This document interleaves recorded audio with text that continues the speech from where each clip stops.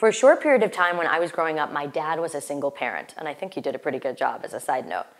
He would wake us up at the ungodly hour of 5, 4 o'clock in the morning, still dark outside, winter, cold, freezing, in order to schlep us all the way across town from where we lived to our babysitter's house, where we'd wait for a couple of hours in the morning before the start of school so that he could begin his long commute into Manhattan, which is where he worked. Before we began the long trek across town, we would hop into the car and roll to the local bagel shop to get breakfast. My brother and I always asked to have our bagels with either butter or cream cheese, to which my father would very curtly scoff, "Eat it plain, it's delicious plain," which A, is true. A plain bagel from a bagel shop in New York that's still warm in the morning is delicious. But B was really because he was in a huge rush to get out of there. He wanted to save time, and he even said, "It takes too long to butter a bagel," which 3 is extremely hilarious to me because if anyone knows and is familiar with bagel purveyors all over the tri-state area of New York City, they can bag and butter a bagel in less time than it takes you to blink and make a wish. Ciao everyone, Ariyele here, and today in the kitchen we're keeping it real with chocolate chip pumpkin waffles, a food that I consider something one should eat for dessert that many folks in America love to eat for breakfast. But special occasions, it's fall, whatever, you do you, no judgments. I'm gonna keep telling you my story, and you don't stress out.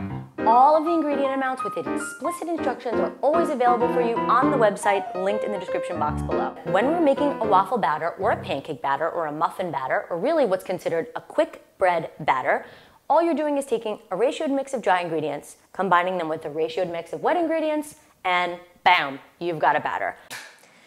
We're on our way to our babysitter's house, either with bagels in the nude, totally plain, undressed, no butter, no cream cheese, no special anything. Or if we're uber pressed for time, which did happen a lot because let's be honest, waking up a bunch of kids at 5 a.m. in the morning, hi. We would skip the bagel shop altogether and go straight for the chocolate Entenmann's donuts, which A, is actually a dessert food, B, is probably the single most unhealthy food you could feed a young child for breakfast before school. And C, I loved beyond the beyonds. Oh, did I love it. I distinctly remember those cold winter mornings, pulling out a chocolate Entenmann's donuts from its long horizontal box, biting that crisp shell into my teeth, giving way to that soft, doughy, yummy, donutty center. Even though with time and distance and adult taste, I now realize that what tasted doughy to me then was actually kind of dry and crumbly and with that lingering aftertaste of chemical yellow. Yuck.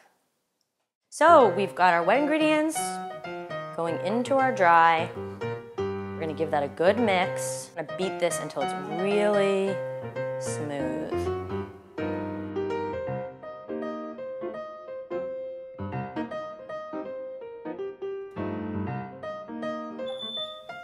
Our waffle iron has let us know that it's ready. We've got some coconut oil. We're gonna grease this guy up so we get a nice crispy exterior. And I'm gonna take a spoonful of my batter with the chocolate chips. Bam. We're gonna melt, crisp up. Don't wanna fill it too much. And we let her cook.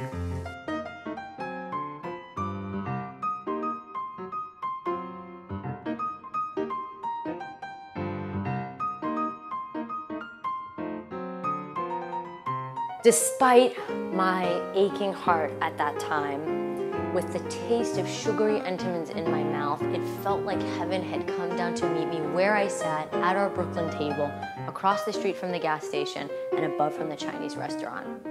Plain bagel or no, mother or no, I was deeply content.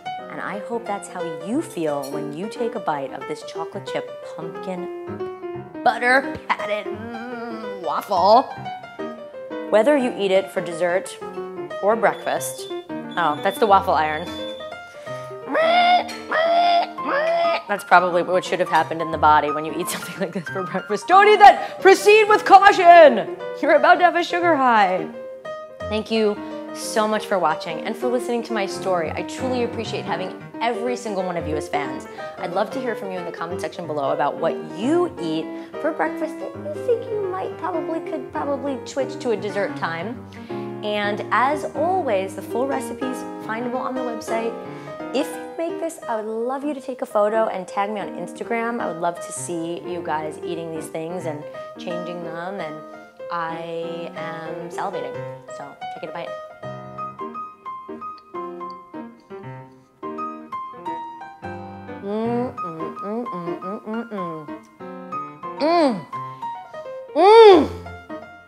Can't say that it reminds me of an Entenmann's donut because it doesn't, but it does remind me of deliciousness. Thanks so much for watching. I'm about to mac down on this. See you next time. Ciao.